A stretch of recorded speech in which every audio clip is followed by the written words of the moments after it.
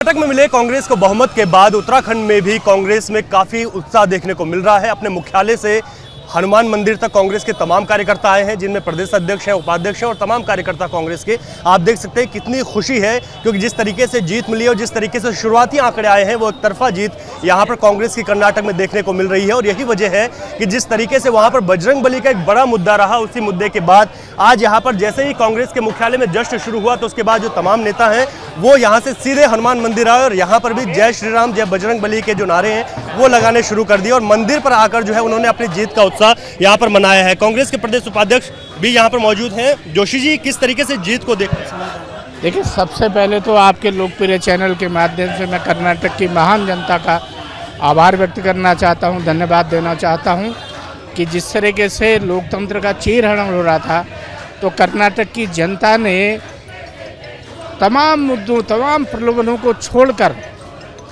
लोकतंत्र की रक्षा के लिए वोट किया है, गरीब के पक्ष में वोट किया है, आम आदमी के पक्ष में वोट किया है। इसके लिए हम कर्नाटक की जनता का धन्यवाद करते हैं। एक नई राजनीति की शुरुआत देश में हो रही है।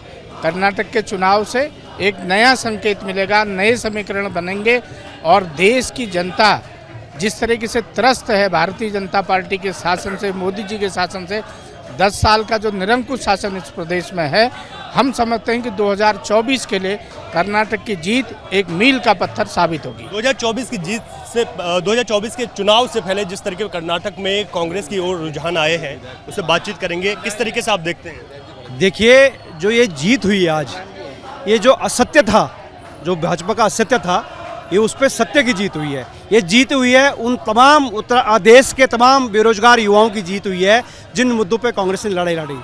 ये देश की उन महिलाओं की जीत हुई है जिसको बीजेपी ने कहा था कि हम सस्ता सिलेंडर देंगे, महंगाई कम करेंगे। ये उन महिलाओं की जीत है जहां बीजेपी झूठ फैलाकर कि हम महंगाई को सस्ता करेंगे, उसकी जीत हुई है।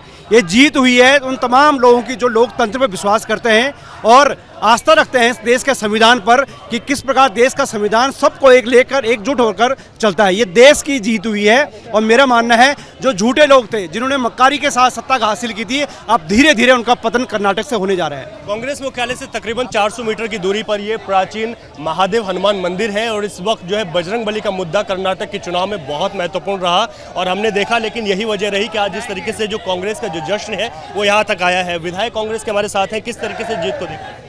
ये जीत हमारी कर्नाटक की जनता की जीत है, क्योंकि जिस तरह पिछली बार कांग्रेस की और गठबंधन सरकार बनी थी, वो बीजेपी ने दल बल के साथ में सरकार तोड़वाई थी। आज उसी जनता ने बीजेपी के मुंह पर चाटा मारा और ये साबित कर दिया कि नहीं, उस वक्त भी जनता ने कांग्रेस को और गठबंधन को जीत दी थी और इस बार बहुमत से जो आज कांग्रेस की वहाँ पर कर्नाटक में जीत हो रही है, मैं उन जनता को बहुत बहुत बधाई देता हूँ।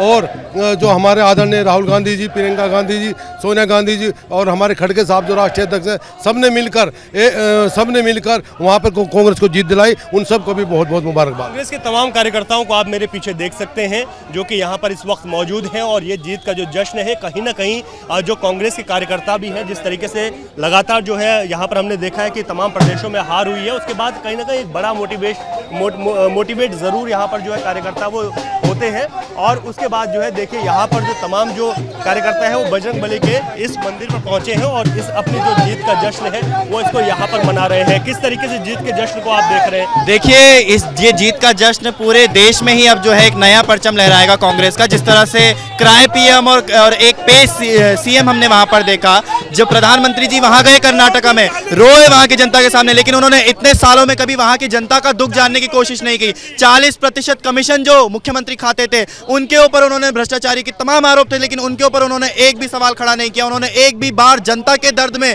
जनता की जो मांगे हैं उसे पूरी करने के लिए उन्होंने एक शब्द अपने जुबान से नहीं निकाला। और आज कर्नाटका क्या पूरे देश का युवा समझ रहा है, जिस तरह से एक बदलाव की लहर कांग्रेस के पक्ष में पूरे देश भर में चल रही है, उसका बहुत ही बेनिफिट हम सभी को देखने को मिलेगा और देश में तरक्की होगी, कांग्रेस अपना परचम लहराएगी। बस इसी के साथ सब कुछ। किस तरीके से चाहे कांग्रेस के विधायक हो, पदाधिकारी हो या कार्यकर्ता, ये उत्साह जरूर देखने को मिल रहा है और यही वजह रही कि जीत के जैसे ही रुझान आए, कांग्रेस अपने पार्टी मुख्यालय से सीधे बजरंगबली के मंदिर पर पहुंच गया है। देखिए, ये कर्नाटका स्टेट लीडरशिप की कामयाबी है। राहुल गांधी की भारत जोड़ो यात्रा, जिसका मतलब था डरना छोड़ो, जीना सीखो, क्योंकि जिस तरीके से गंगा जमुनी तहजीब को नुकसान पहुंचाया था बीजेपी ने, उसके अब पतन का समय आ गया है। और बजरंगबली का नाम बीजेपी ने इस्तेमाल किया था इस चुनाव में, बजरंगबली और बजरंग दल को एक करने की कोशिश की थी, जबकि दोनों में फ़र्क है। जहाँ बजरंगबली मजलूम के संग खड़े होते हैं, कमज़ोर के संग खड़े होते हैं, सत्य के साथ खड़े होते हैं, वहीं बजरंग दल ना तो अंकिता मर्डर केस में कहीं दिखाई दिया, ना जब हमारे बच्चों पर लाठीचार्ज हो रहा था बेरोजगारों पर तब दिखाई दिया, ना ही जब हमारे गोल्ड मेडलिस्ट हमारे खिलाड़ी और पहलवान दिल्ली में बैठे तब दिखाई दिया। तो बजरंग दल और बजरंगबली में बहुत बड़ा फ़र्क है। बजरंगबली का आशीर्वाद कांग्रेस के संग है, क्योंकि बजरंगबली राम के अनुयायी हैं। राम ने बंदरों में और जामवंती जी जो भालू थे उनमें तक भेद नहीं किया, पक्षियों में भेद नहीं किया, गरुड़ जी उनके भक्त रहे। तो ऐसे श्री राम का नाम लेकर आपने जो भारत की व्यवस्था है, हिंदू मुस्लिम सिख ईसाई और अन्य धर्मों की जो आपस में एकता थी, उसको तोड़ने का काम बीजेपी ने वोट के लिए पूरे इतने वर्षों में किया है। उसकी सज़ा मिलनी है भारतीय जनता पार्टी को शुरू भी है, ऐसा मेरा मानना है। और कर्नाटका के चुनाव के नतीजों ने कांग्रेस का विश्वास बढ़ाया है। और क्योंकि इस चुनाव में बजरंगबली का नाम लेकर हमको मारने की कोशिश की थी, लेकिन बजरंगबली ने आशीर्वाद हमको दिया, इसलिए हम बजरंगबली का धन्यवाद देने आए हैं और साथ में ये नारा बुलंद करने आए हैं, हिंदू मुस्लिम सिख ईसाई हम सब हैं भाई भाई। निश्चित ही उसका बहुत बड़ा प्रभाव था।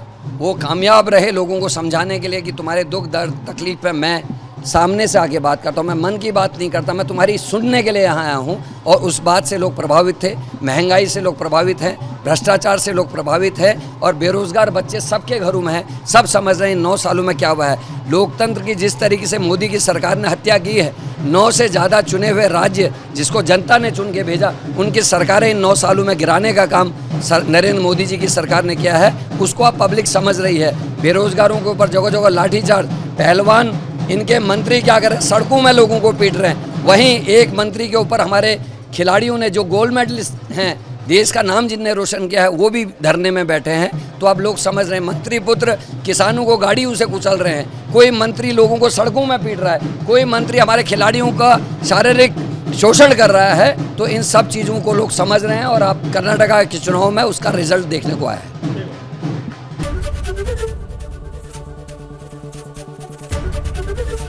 एबीपी गंगा, खबर आपकी, जुबान आपकी।